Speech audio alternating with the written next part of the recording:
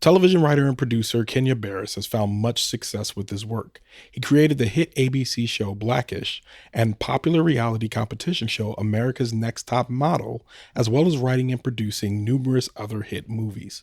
Now, Barris has teamed up with Netflix for his most recent show, #BlackAF, where he's featured playing a fictionalized version of himself as he raises a family and lives a glamorous but unapologetically black life.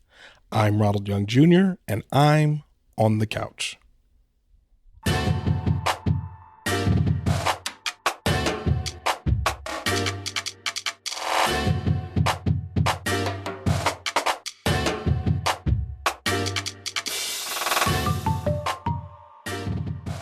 All right, I'm on the couch, and I'm actually currently watching Black AF, #BlackAF, the new Netflix show, and I'm about halfway into the third episode, but I feel pretty confident in my review, as the first two episodes have been. This one has been pretty much the same. I don't see anything changing in the next few episodes. I will keep watching and maybe do an update if anything does change, but I feel fairly solid in my opinion of this show so far.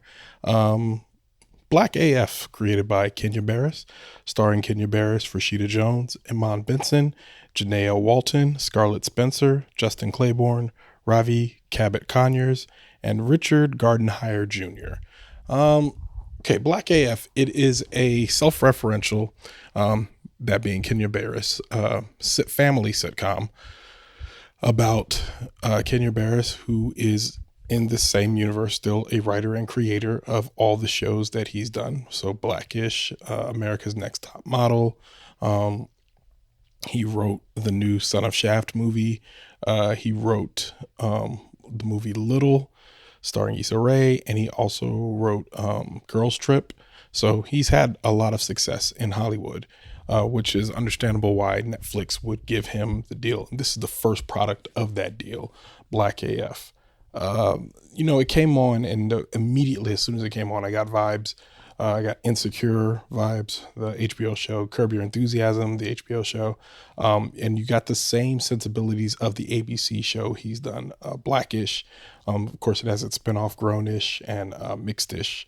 And of course, and it's a mockumentary, so I immediately got the Office vibes. And of course, Rashida Jones shows up, so she fits right into that easily. I don't like this show. I don't like it. And there are some obvious, probably some problematic things going on racially, in that it seems like this movie is trying to, it seems like this show is trying to break ground that is already broken. So Blackish, when it came out, it was still on kind of the cutting edge of having these kind of new black shows that are redefining what blackness is and having a stronger commentary into the spectrum of blackness and just being black in the United States and being black generally. It was kind of I wouldn't say the tip of the spear, but it was definitely a part of the spear of this new era of black shows. So you have Atlanta, you have Insecure, of course, Blackish is self-referential there, but you have these other shows that exist and are making different comments about the black existence in the United States. I'm sure I'm missing some off the top of my head, but you have these shows that are doing the work now in a way that previous shows hadn't been before. Previous shows, and don't get me wrong, all of these shows are classic and a part of the the black catalog, if you will. So you got the Cosby Show, you got Different Strokes, you got Family Matters, you got all these other shows, the Jeffersons. You got all these other shows that were out that really gave you one aspect of the black experience, and some of them changed a little bit, but for the most part, a lot of them were in the same vein. Black people being a certain way, and you having a certain expectation of blackness, and the way blackness interacted with whiteness and with the United States. So these new shows that are coming out are giving you a fresher perspective on that. So you don't see black people always doing one thing.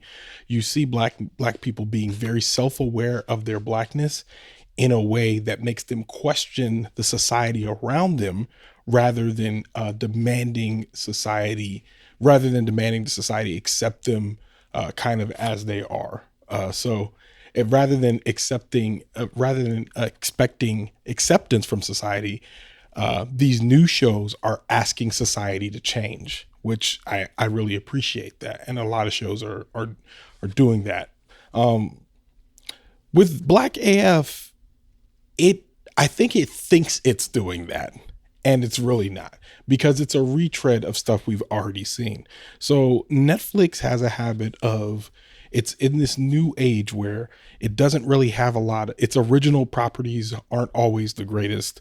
Some of them are very good. Some of them are very profitable. A lot of people talk about them, but it doesn't have a large well to draw from anymore. It doesn't have the Marvel movies. It doesn't have all that. So lately, it's been, what I've seen doing is getting these retreads of shows that already exist. So you got The Circle on Netflix, which feels a lot like Big Brother, with a twist. You got Rhythm and Flow on Netflix, which is a lot like American Idol with a twist. They're rappers. And you have Love is Blind on Netflix, which is a retread of The Bachelor, just with a twist again. So here we have Black AF, which to me feels much like a retread of Kenya Barris's own show, Blackish, on ABC, which is doing a lot of what Kenya Barris is doing in this show, which is being like kind of a long-suffering father who wants his kids to maintain their blackness and is in this house and is married to this biracial wife and raising these black kids. And in this case, they're doing it in Hollywood. And in the case of Blackish, they're not necessarily doing it in Hollywood, but you're still talking about a family that's living a black family that's living a comfortable life while still asking questions about its blackness. So in Black AF, it almost feels self-referential to the point of self-congratulatory to have like a retread of your same show on a different network, telling kind of the same jokes, but it doesn't bring anything new to the table whatsoever. And then there's the parts of the show that are just bad show making. This show needs to be edited. It's too long. And when I say that, I mean, like, I'm sure you guys are saying, well, Ronald, how could a 37-minute show be too long? Well, it's on Netflix, so they don't have to worry about commercials or anything. So there's plenty of times in the show where the joke just goes too long. It'll be a scene and you'll feel it because you'll be watching it. There's a couple times I was watching, I was like, why am I still watching this scene? Like, I already get it. You've already made the joke here. But it'll just keep going because they don't have to worry about editing. So they don't have to make it nice and tight and get you joke get you to the place. So it feels like every episode is not only an extended episode, it feels like it's an overly extended episode. The story structure is way too loose. I couldn't tell you what each episode is about. All of the titles have the phrase "because of slavery" in them, which I think they think again is some sort of like funny joke, but it doesn't do it well. The whole premise of the show is that it's a mockumentary done by the daughter who's trying to get into USC film school, I believe. Or she's trying to get into some film school. It might be in New York, and maybe NYU film school, one of the film schools. So she's trying to get in. And so she decides she's going to make a mockumentary. And she has this big production because her father paid for it. So this big production crew comes in there and they're filming a mockumentary. And they're doing the thing where you could see them film the mockumentary. So you could see the cameras and all that stuff. So it doesn't add anything to it. And we've seen the mockumentary format done very well in many instances on Modern Family, on The Office, on Parks and Rec. Like, we've seen the mockumentary format be very, very successful. In this case, this is one of the few times where I'm like, I don't think it's working. There's plenty of times where they're doing interviews with the daughter in the room and you could see the cameras and all that stuff. And it doesn't have that natural feel. And I remember when the show first came on, I was like, oh, okay, I get it. This is kind of like Black Curb Your Enthusiasm. And the good thing about Curb Your Enthusiasm is Curb Your Enthusiasm was not a mockumentary, but it was very cinema verite. It was almost looked like it was filmed on a VHS sometimes. But the whole idea was it was meant to just look like Larry David was interacting with actors, but just like out doing their thing in Hollywood, like going to the grocery store or whatever, and running into them in normal everyday situations that we would kind of have, but he's having them with Hollywood bigwigs and actors and other people that are in California that he's interacting with. So it feels different. But with Black AF, it feels like they're trying to do something. They're trying to do something special here with the mockumentary format, and they're just not doing a good job of it. I found it several times over explaining its jokes, and you'll see there's one punchline in here in which a kid says something early in an episode, and at the end of the episode, the joke is referenced, and I started to get it, but then another character who heard the joke, the character who the joke was on, if you will, basically spelled out the joke for me. And I was like, no, I get it. Like that's one of those things The Office would have done, like a turn to the camera, like, huh? Like one of those, as opposed to them saying, no, what Jim meant was, you know what I mean? Like you didn't actually need to explain the joke to me. So it just feels like Netflix kind of used Genneya Barris to copy himself and basically make something that was already a hit into a Netflix show, which I just, if that's the case, I'm like, why didn't y'all just buy Blackish and just syndicate it on Netflix and then have Genneya Barris do something different? The other thing is Genneya Barris this is not his forte. Acting is not his thing. I have nothing against him. I think he's great. I think his work has been great. His work speaks for itself, but his acting abilities, I think they probably could have gotten somebody else in here that would have done a much better job of selling this character. But since the character is Genneya Barris, I imagine they were like, oh, well, you could do this. So I don't know. If anything, I would say this show feels sloppy. It feels way too self-referential. And in general, I don't think it's going to be one of the ones that's going to be deemed like a classic, especially, and I don't know who the audience is especially I'm like, it might, if the audience, and that's the thing, and actually take this as a bit of a warning, because I don't know what group of Black people this is for, if you will. So I'm like, if it's for, there's groups of, and Black is not a monolith, but we all understand there's a lot of things that we as Black folks kind of have an understanding on when it comes to ourselves and each other.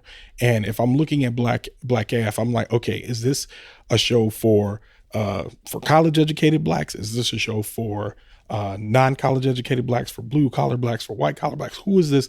What group of Black people is this for? And I would argue that no group of Black people might be a monolith on knowing that this show was not made for Black people. I'm fairly certain that this show was made with like a wink at white people for some reason. And I feel like I'm about to say something crazy, but I feel like I'm going to get into discussions with white people about who love this show. And I'm going to have to like burst their bubble and tell them that this is an awful show. Like I just don't like it whatsoever.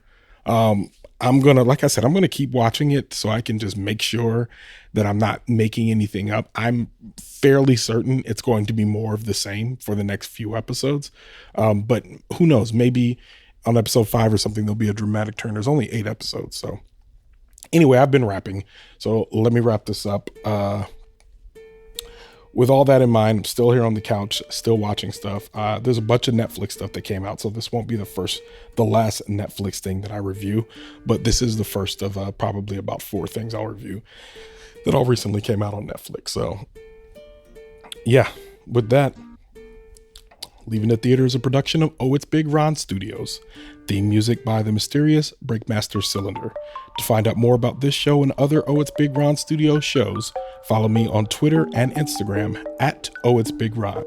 That's at ohitsBigRon. If you like this show, check out our sister show, Time Well Spent. Leaving the Theater will be back soon, but until then, I'll be here on the couch.